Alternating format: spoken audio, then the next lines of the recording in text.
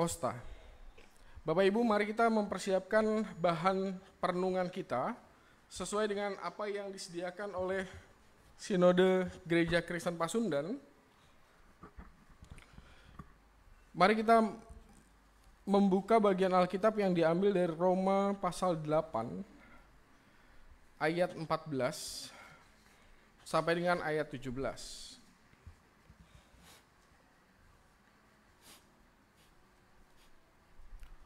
Roma pasal 8 ayat 14 sampai dengan 17. Sebelum kita membaca dan merenungkannya, mari kita mohon pertolongan dari Tuhan, kita berdoa.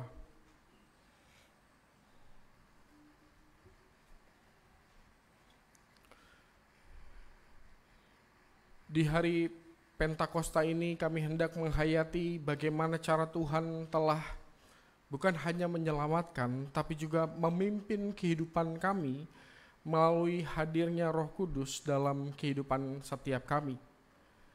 Dan apabila kami hendak mendasarkan penghayatan kami dalam kebenaran firman-Mu, tuntun kami Tuhan supaya kami semakin memahami bagaimana caramu bergerak, caramu berkarya di sepanjang sejarah perjalanan kehidupan umat manusia, sampai dengan saat ini, bahkan sampai dengan Maranatha nanti, untuk mendatangkan keselamatan bagi kami sekalian. Pimpin hamba-Mu, pimpin kami sekalian. Ini kami Tuhan, berfirmanlah, kami siap untuk mendengarkan. Di dalam nama Kristus Yesus, firman yang telah menjadi manusia, kami datang dan berdoa. Amin.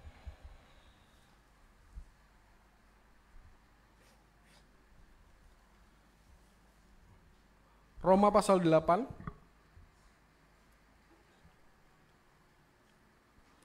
ayat 14 sampai dengan ayat 17. Saya akan membacakan buat kita sekalian. Semua orang yang dipimpin Roh Allah adalah anak Allah. Sebab kamu tidak menerima roh perbudakan yang membuat kamu menjadi takut lagi, tetapi kamu telah menerima roh yang menjadikan kamu anak Allah. Oleh roh itu kita berseru, Ya Aba, Ya Bapa. Roh itu bersaksi bersama-sama dengan roh kita bahwa kita adalah anak-anak Allah. Dan jika kita adalah anak, maka kita juga adalah ahli waris. Maksudnya orang-orang yang berhak menerima janji-janji Allah, yang akan menerimanya bersama-sama dengan Kristus, yaitu jika kita menderita bersama-sama dengan Dia, supaya kita juga dipermuliakan bersama-sama dengan Dia. Sampai semikian jauh pembacaan Alkitab kita hari ini. Yang berbahagia adalah kita sekalian yang bukan hanya sekedar membaca, merenungkan, tapi mau melakukan apa yang menjadi kehendak Tuhan dalam keseharian kita. Haleluya.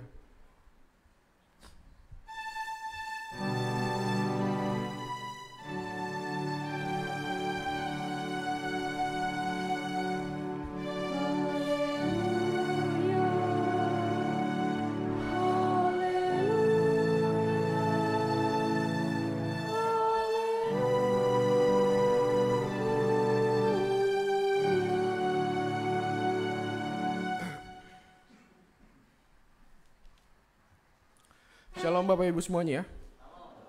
Selamat Hari Raya Pentakosta bagi kita sekalian ya. Pentakosta seperti kita tahu bahwa Pentakosta artinya adalah hari ke-50. Dan perhitungan hari ke-50 ini diambil dari sejak kebangkitan Kristus. Jadi sejak Jumat Agung, kemudian Paskah, nah itulah dihitung Paskah hingga hari ini itu 50 hari. Dan kalau kemarin kita ketemu dengan peristiwa kenaikan, dalam hitungan 50 hari itu, peristiwa kenaikan adalah hari ke-40. Hari ke-40 kalau misalnya Bapak Ibu membaca di Kisah Para Rasul 1 ayat 3, di situ kan diterangkan bahwa sepanjang 40 hari sebelum Kristus naik, Kristus menampakkan diri, dan bukan hanya menampakkan diri tapi juga mengajar kembali para murid, sehingga pada akhirnya para murid yang awal-awalnya di Injil-Injil diceritakan mereka kadang-kadang suka nggak ngerti, pada akhirnya sangat mengerti, sangat paham, dan pada akhirnya setelah Yesus naik mereka berubah menjadi sangat-sangat militan. Ya contohnya lihatlah Kisah Para Rasul itu ya, setelah Yesus naik, Pentakosta, yang tadinya Petrus sewaktu Yesus ditangkap dia kabur gitu ya, semua murid kabur, tapi tepat setelah kenaikan Yesus 10 hari kemudian Pentakosta hari ini yang kita peringati, yang terjadi adalah para murid dari awalnya takut menjadi sangat berani untuk memberitakan Injil. Ada yang menarik dari pembacaan Alkitab kita hari ini, saya mau mengajak kita untuk melihat kembali ayat 14. Boleh dilihat ayat 14? Ayat 14 dikatakan di sana, semua orang yang dipimpin Roh Allah adalah anak Allah. Kenapa menarik? Bapak Ibu, waktu membaca ayat ini sempat bertanya pertanyaan ini enggak?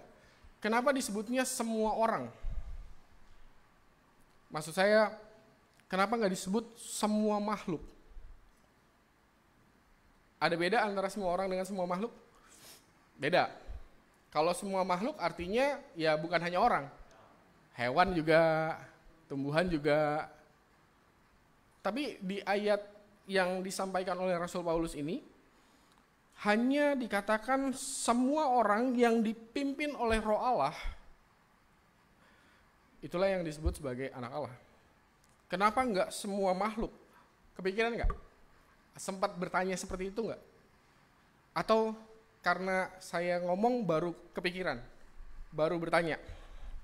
Oke, bagus, berarti ya itu nanti yang mau kita bahas hari ini. Tapi sudah tahu perbedaannya, kalau semua makhluk itu bukan hanya kita, bukan hanya manusia. Ya nggak usah jauh-jauh tentang yang alam-alam goib lah ya. Hewan aja itu udah termasuk makhluk gitu ya. Hewan, tumbuhan gitu. Tapi hanya dikatakan semua orang, artinya hewan tidak, tumbuhan pun tidak. Pertanyaannya kan jadi kenapa? Nah hari ini saya mau mengajak kita, mungkin agak sedikit berbeda dengan kalau misalnya biasa kita merenungkan, saya agak jarang mengutip banyak ayat, tapi hari ini saya mau mengajak kita untuk menerangkan dari mulai awal sampai pada akhirnya minimal sampai dengan saat ini, maksudnya sampai Pentakosta, untuk mengetahui tentang apa yang menjadi bahan perenungan kita pada saat ini, tentang Roh Kudus. Dean, boleh minta tolong? Ada yang menarik Bapak dan Ibu, kalau misalnya Bapak dan Ibu melihat ini untuk menjawab kenapa disebutnya semua orang ya, bukan semua makhluk, bukan hewan, bukan tumbuhan. Kalau Bapak Ibu melihat dari yang paling dasar, karena kan kita kalau berbicara tentang karya penyelamatan Allah di dalam Kristus, melalui Jumat Agung, Paskah, kenaikan, dan sekarang Pentakosta, itu kan tidak terlepas dengan apa yang terjadi di paling dasar, di paling awal. Dan benar-benar kalau misalnya kita mau tahu tentang lebih dalam lagi, maka kita harus mengurutkannya dari paling dasar itu.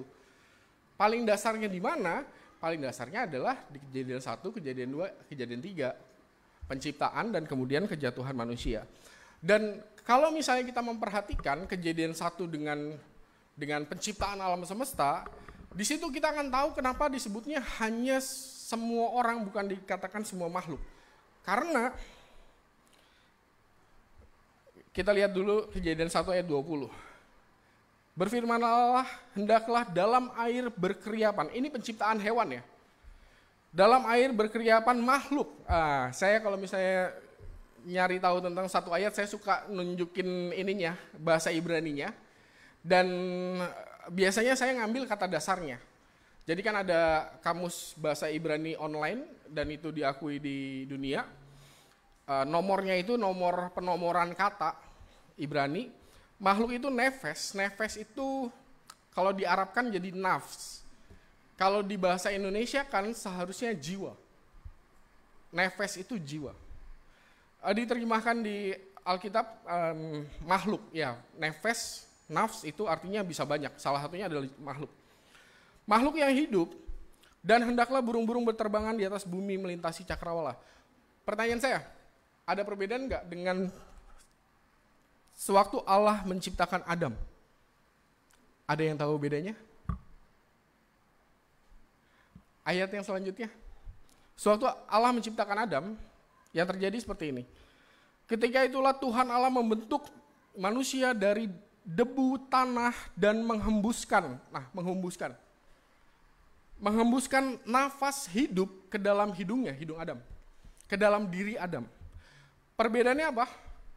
Perbedaannya adalah kalau sewaktu Allah menciptakan hewan, Allah menciptakan tumbuhan, dan Allah menciptakan segala sesuatu yang lain, Allah tidak menggunakan cara seperti yang dilakukannya kepada Adam. Yang dimaksud adalah menghembuskan. Kalau menghembuskan kan gimana sih? Kalau saya menghembuskan kan berarti gini ya, gitu kan? Apa yang ada di dalam diri saya keluar dan kemudian masuk. Dan kalau di dalam iman kita, itulah Roh Kudus, Roh Allah yang memimpin kehidupan Adam. Boleh lihat ke bawahnya dulu, saya perlu lihat. Nah, ini dia. Jadi sederhananya, sekali lagi Bapak, belum sekali lagi, saya belum pernah bilang ini. Saya mau menyampaikan bahwa ini adalah salah satu penafsiran dari, ada beberapa macam penafsiran. Dan saya mau memperkenalkan penafsiran yang ini kepada Bapak dan Ibu, supaya kita tahu minimal salah satu penafsiran tentang satu perjalanan yang cukup utuh tentang iman kita berkaitan dengan Roh Allah. Nah, ini kan kita tahu bahwa manusia itu sering disebut sebagai tubuh dan jiwa, body and soul, dan spirit. Kadang perdebatannya kan cuma dikotomi atau trikotomi. Nah, saya sepakat bahwa Adam dan Hawa itu diciptakannya ya seperti ini. Ada tubuh, ada jiwa yang tadi disebut nepes, jiwa, dan kemudian dihembuskan Roh Allah ke dalam diri Adam sehingga Adam hidup. Perbedaannya dengan hewan itu yang atasnya nggak ada. Dan itu saja sudah hidup. Jadi Allah tuh hanya memerintahkan waktu penciptaan langit dan bumi dan kemudian hewan, tumbuhan diciptakan, Allah tuh hanya memerintahkan, keluarlah dari air semua jenis hewan, keluarlah dari tanah semua jenis hewan, lalu hewan keluar dan hidup, udah langsung hidup. Adam enggak. Adam diciptakan, dibentuk, dihembuskan, baru dia hidup. Yang membedakan adalah spiritnya. Memang dalam ayat Alkitab selanjutnya di kemudian hari kadang-kadang orang suka kesulitan membedakan mana roh yang dihembuskan Allah ke dalam diri Adam, mana yang disebut dengan jiwa. Karena jiwa pun disebutnya nefes, dan kadang-kadang nefes ini diterjemahkan menjadi roh. Contohnya adalah kalau misalnya Bapak dan Ibu melihat, nggak ada di ayatnya, saya nggak nulis di situ, Zakaria 12 ayat 1 itu adalah salah satu penyebutan roh yang menunjuk pada nefes, yang menunjuk pada nafs, jiwa. Dan sebetulnya cara membedakannya sederhana. Kalau misalnya bagi orang-orang Yahudi itu membedakan antara, ya bukan hanya orang-orang Yahudi, kita juga membedakan antara jiwa yang pada akhirnya membawa seseorang pada kecenderungan berbuat jahat, kan gitu ya, ada kecenderungan berbuat jahat, nah itu dari nefes. Ada kecenderungan berbuat baik, itu dari Roh Allah. Kalau bahasa Ibraninya itu yang satu yetser hara, ra itu jahat, yetser itu kecenderungan, yang satunya lagi yetser hatof, tof itu baik. Dan akan dengan mudah mengenali mana yang pada akhirnya roh menunjuk pada nefes dengan roh yang menunjuk pada roh yang dihembuskan oleh Allah. Karena itu, Karena misalnya tadi ya, hewan kan tidak dihembuskan oleh Allah, tapi sudah memiliki nefas, menjadi makhluk hidup, padahal tidak dihembuskan roh Allah. Holy Spirit-nya nggak ada.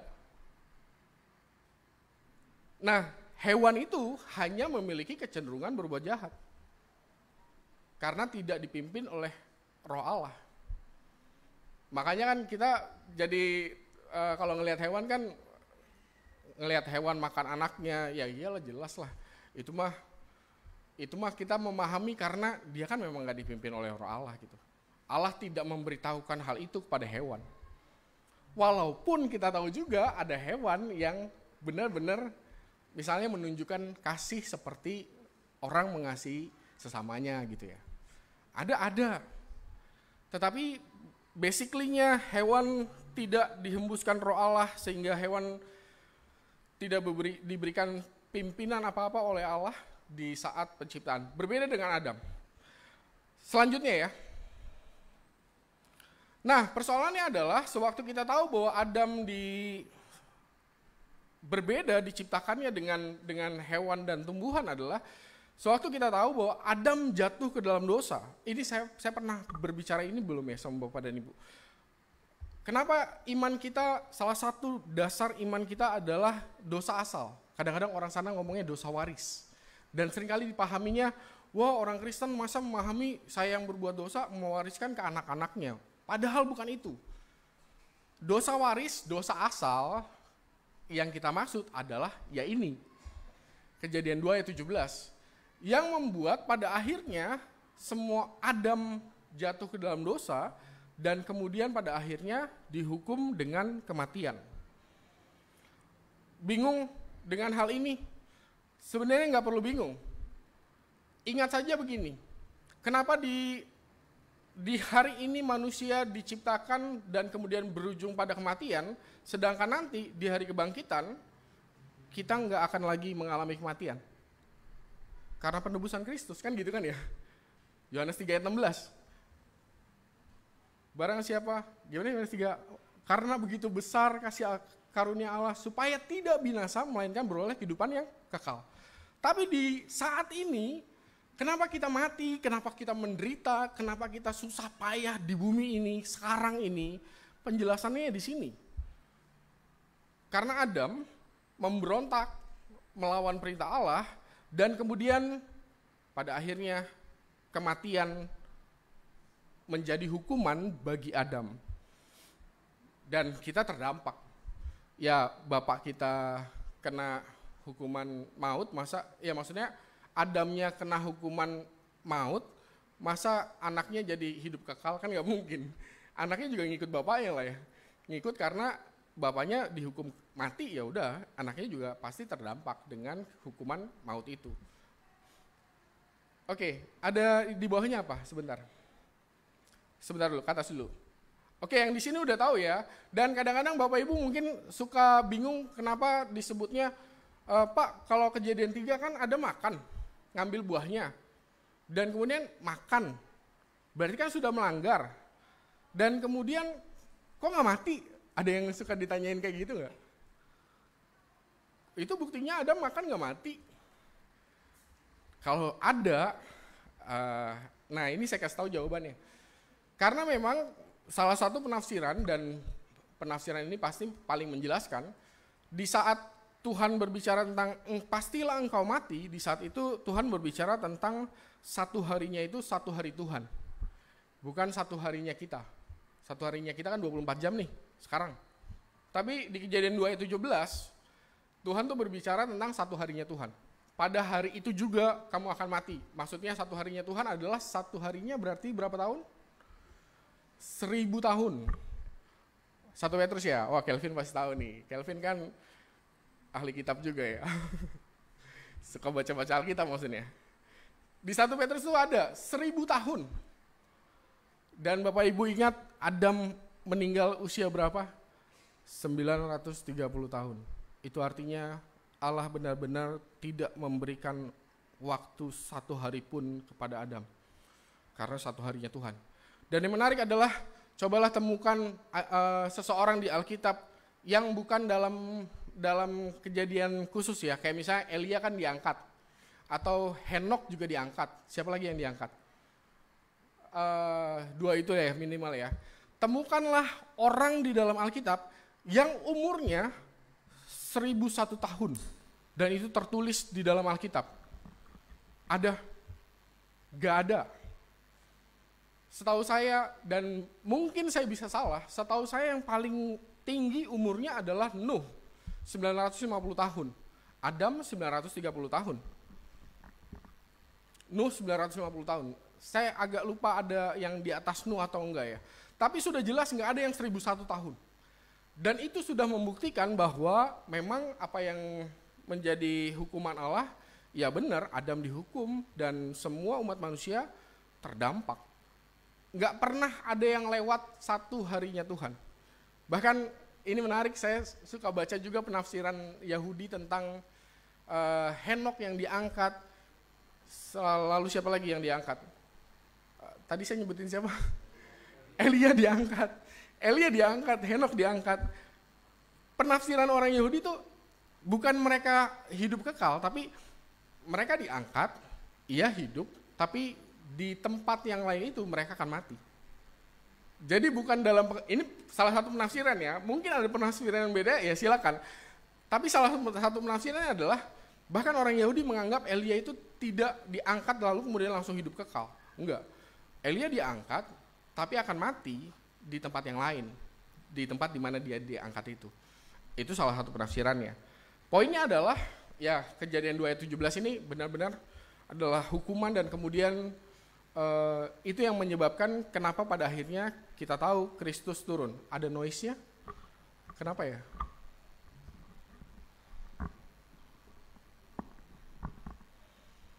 Ya udah, nggak apa-apa ya. Ayat yang selanjutnya. Nah, menariknya adalah Bapak dan Ibu, di Kejadian 6 selanjutnya adalah kita ketemu, jangan lupa ya, tadi kan ada dua penciptaan nih. Penciptaan hewan, penciptaan Adam. Yang membedakan antara dua hal ini adalah kepada hewan tidak dihembuskan. Kalau bahasa Ibrani tidak dinefek. Nefek bahasa Ibrani, bahasa Arabnya nafak, itu satu akar kata, satu jalur.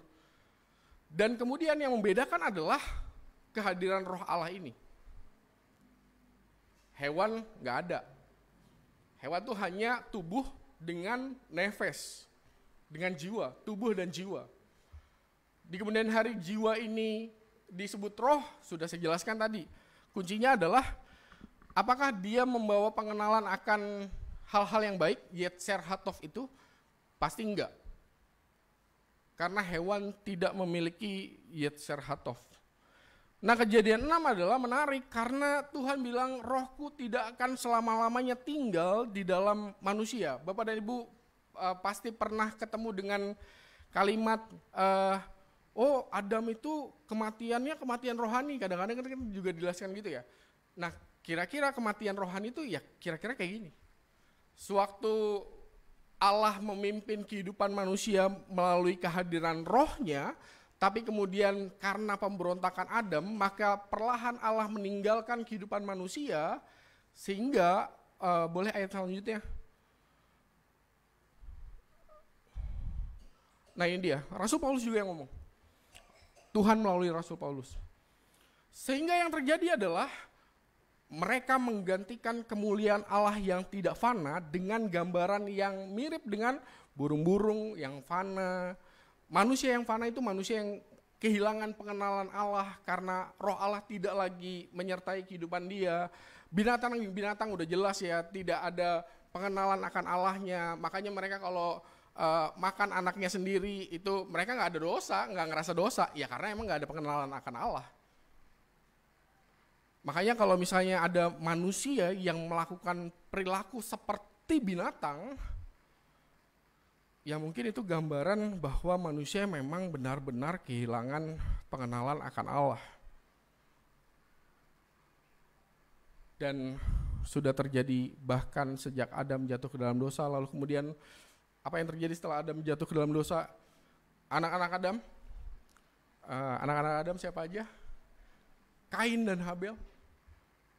Kain yang kemudian membunuh, emangnya nanti sewaktu kita dibangkitkan dan memiliki hidup kekal, kita bunuh-bunuhan di sana? Nggak ada. Nggak ada. Karena sudah dipenuhi oleh kuasa Roh Allah. Nanti ya. Kenapa orang pada akhirnya sekarang bunuh-bunuhan? Ya karena itu tadi. Ada yang dikaruniai pengenalan akan Allah, tetapi ada manusia pada umumnya sudah, bukan pada umumnya, tapi pada dasarnya semua manusia sudah kehilangan pengenalan akan Allah. Sehingga yang namanya membunuh, yang namanya tega menyakiti anak sendiri, ya persis kayak binatang lah. Ayam yang matok anaknya sendiri, atau mana tuh binatang-binatang predator yang nggak peduli ini anaknya, nggak peduli ini anak orang lain, ya dimakan aja gitu. Kan hewan kayak gitu. Yang membedakan adalah, ya itu tadi, yang tadi, di bawahnya ada lagi nggak?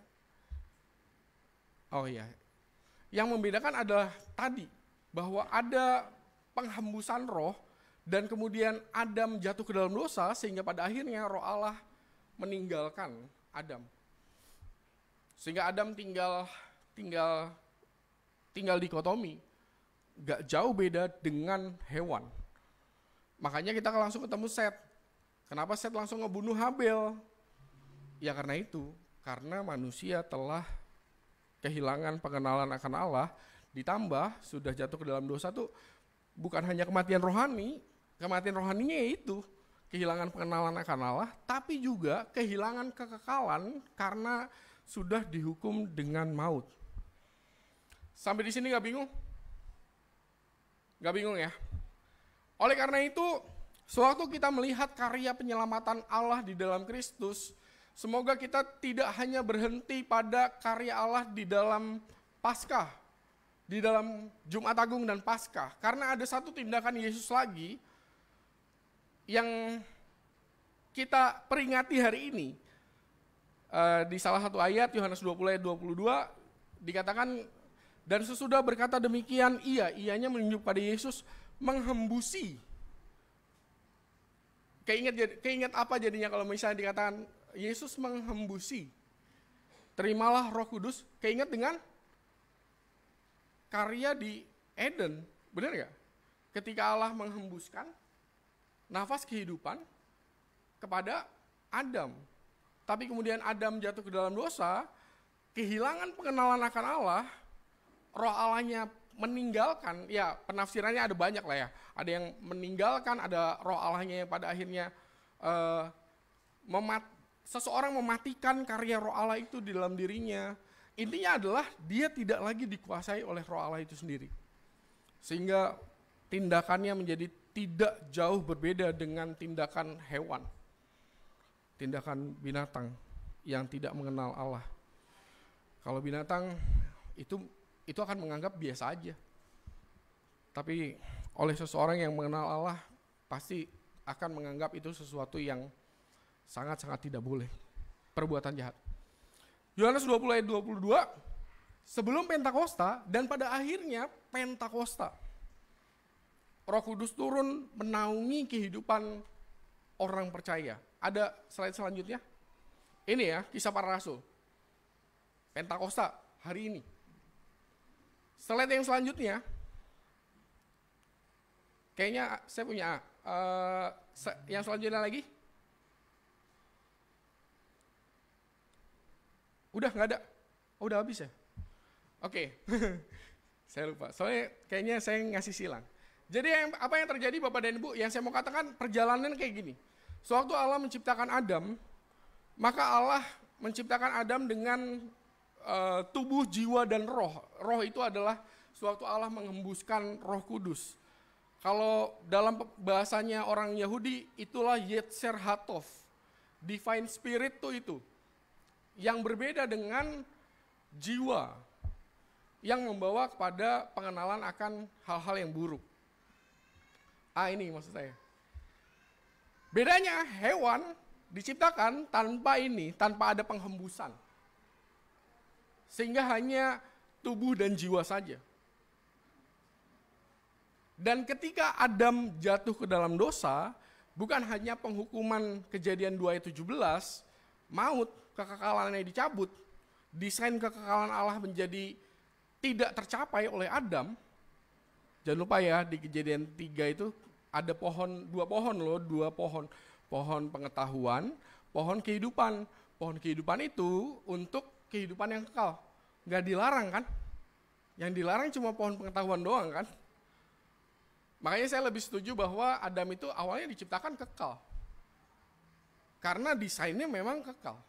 Tapi Adam merusak itu sehingga yang kekekalannya itu sudah ada, kemudian dicabut, kematian, Kejadian 2:17, dan kemudian kehilangan pengenalan akan Allah, yang tadi Kejadian 6, sehingga pada akhirnya karena manusia kehilangan pengenalan akan Allah, ya pembunuhan ada, pembangkangan ada, kerusakan di dunia ada.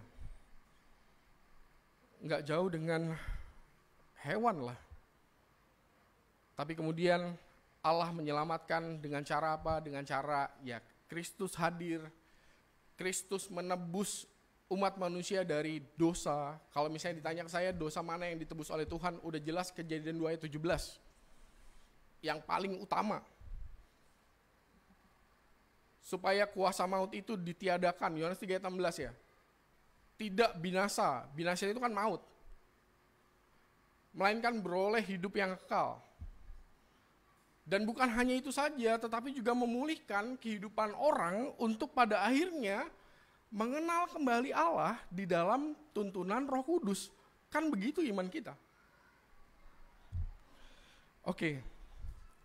Semoga saya ngejelasin ini, Bapak dan Ibu nggak jadi bingung ya. Semoga jadi lebih dapat sedikit perjalanannya. Kenapa pada akhirnya betapa pentingnya Kristus menjanjikan dan penggenapan janji yang paling pendek mungkin adalah Pentakosta. Karena hitungannya cuma 10 hari. Yang lain-lain mungkin panjang-panjang gitu ya. Tapi Pentakosta tuh dekat sekali. Aku akan mengutus roh penghibur yang keluar dari Bapa. Gitu kan ya, Yohanes 14. Dan digenapi dengan cara yang cepat sekali. Yesus naik hari ke-40, 10 hari kemudian Pentakosta turun. Belum lagi waktu Yohanes 22 tadi ya, Yesus menghembuskan. Berarti kan penggenapannya cepat. Nggak perlu menunggu bertahun-tahun lamanya. Oke. Jadi sudah tahu kenapa pada akhirnya bukan semua makhluk. Karena yang memang yang menjadi pusat karya penyelamatan Allah, dan pada akhirnya sewaktu manusia diselamatkan, seluruh alam semesta ini menjadi juga terdampak dengan penyelamatan Allah terhadap manusia, ya karena memang ya pusatnya ada di manusia, penyelamatan manusia. Sama seperti, kalau bahasanya Rasul Paulus kan sama seperti Adam yang pertama jatuh ke dalam dosa dan kemudian semua orang mengalami maut, lalu kemudian Adam yang kedua, gitu kan ya bahasanya Rasul Paulus. Adam yang kedua yaitu Kristus menyelamatkan seluruh umat manusia, bahkan seluruh semesta ini. Oke, lagi-lagi saya berharap semoga kita nggak bingung. Tapi kalaupun bingung, gak apa-apa. Kalaupun Bapak dan Ibu ada yang baru pertama kali mendengar hal ini, gak apa-apa. Harus mendengar dan memang harus belajar tentang hal ini. Untuk pengenalan lebih dalam ya, ke depan kita akan bersama-sama memahaminya lebih lanjut lagi. Hari ini saya mau mengajak kita untuk merenungkan satu hal saja Bapak dan Ibu. Kalau di ayat 17 kan dikatakan menjadi ahli waris. Menjadi ahli waris itu kan sebenarnya mengikat ya. Nggak sembarangan orang dikatakan menjadi ahli waris. Dia mengikat, dia betul ya Pak Tumpal, mengikat kan ya, dinamanya waris kan ya. Nggak bisa sembarangan itu untuk ngelepasin hak warisnya. Bahkan kalau misalnya mau ngelepasin, bahkan butuh surat gitu kan ya. Saya melepaskan hak waris ini. Jadi bukan kata yang sembarangan sewaktu Rasul Paulus menyebutkan tentang ahli waris. Kita semua terikat dengan janji Allah, karya Allah, dan Mungkin di luar sana banyak orang yang tidak mengenal Allah sehingga sewaktu kita melihat bahwa ada orang-orang di luar sana yang berperilaku nggak jauh beda dengan binatang-binatang yang tega melakukan hal-hal yang jahat seperti tadi contohnya. Misalnya ada orang tua ngebunuh anaknya. Padahal orang nih bukan hewan. Yaitu tadi karena kehilangan pengenalan akan Allah. Dan sudah seharusnya apabila hari ini kita mengingat, merayakan, dan bersyukur atas peristiwa Pentakosta, Roh Kudus telah diberikan kepada Bapak dan Ibu, sehingga bukan hanya, kalau bahasanya lagu gimana? Hidupku bukanlah aku lagi, tapi Yesus dalamku, gitu kan ya? Roh Kudus, roh pengenalan akan Kristus, sudah ada, berdiam, dan Ia membimbing kita pada jalan keselamatan. Tapi sayangnya seseorang bisa memilih. Itu yang membuat pada akhirnya sekuat apapun kata yang dipilih oleh Tuhan, mau kata itu adalah waris mau kata itu adalah orang pilihan, jangan lupa ya, kita kan di dalam Alkitab selalu bilang, oh kita ini umat pilihan Tuhan, dari perjanjian lama gitu maksudnya. Mau sekuat apapun kata yang dipilih, mau dia orang pilihan Tuhan, mau dia orang yang diwariskan, mewarisi, sekuat apapun katanya, kalau orangnya mengabaikan, nah ini persoalannya. Persoalan kita adalah orang-orang Kristennya mengabaikan. Bukan lagi dia tidak dikaruniai Roh Kudus, roh pengenalan akan Allah, tetapi yang menjadi persoalan tuh orangnya mengabaikan. Beda kan ya, kalau di luar sana, orang melakukan hal yang jahat, kenapa? Ya karena mereka nggak mengenal Allah. Katakanlah begitu ya, katakanlah begitu. Tapi kita, kalau kita melakukan perbuatan jahat, yang terjadi apa dong? Orang kita sudah mengenal Allah kok, dan artinya jadi dosanya jadi lebih berat gitu ya, walaupun di iman kita nggak ada dosa besar, dosa kecil gitu. Tapi kan dosanya jadi lebih parah lagi. Udah tahu jahat, tapi dilakukan kan gitu. Kalau yang sebelah sini kan, dia nggak tahu jahat, dilakukan. Ya bahkan ada penafsiran yang bilang, kalau orang nggak tahu itu adalah jahat, dilakukan, Tuhan bisa mengampuni. Tapi orang yang tahu itu jahat, dilakukan, ini yang dosanya dijitak paling parah sama Tuhan gitu.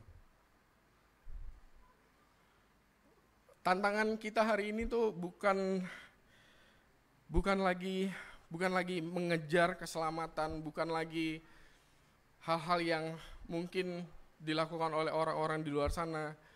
Tantangan kita sebenarnya sederhana Bapak dan Ibu.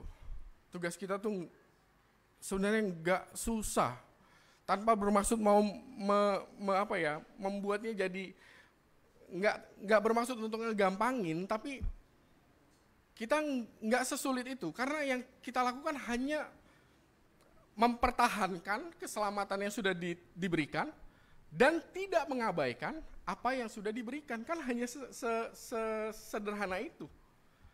Dan memang menjadi sangat sederhana, mungkin karena terlalu sederhana seperti itu, terlalu anugerahnya itu yang sering pernah dibahas kan, anugerahnya terlalu murah, gratisan. Makanya orang yang dikasih gratisan, dia jadi ngerasa bahwa ini kan saya nggak berjuang apa-apa, jadi akan dengan mudah ngebuang, akan dengan mudah mengabaikan, sehingga pada akhirnya dia menyia-nyiakan segala sesuatunya.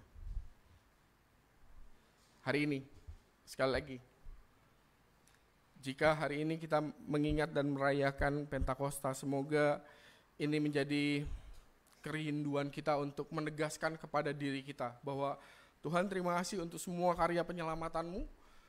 Kehidupanku sudah diselamatkan, aku bukan berujung pada kematian yang kekal atau binasa di neraka, tetapi aku hidup kekal di rumahmu kelak. Dan aku pun tahu apa yang menjadi baik dan itu membahagiakan minimal untuk kehidupan keluargaku dan orang-orang yang ada di sekitarku. Dan aku melakukan itu.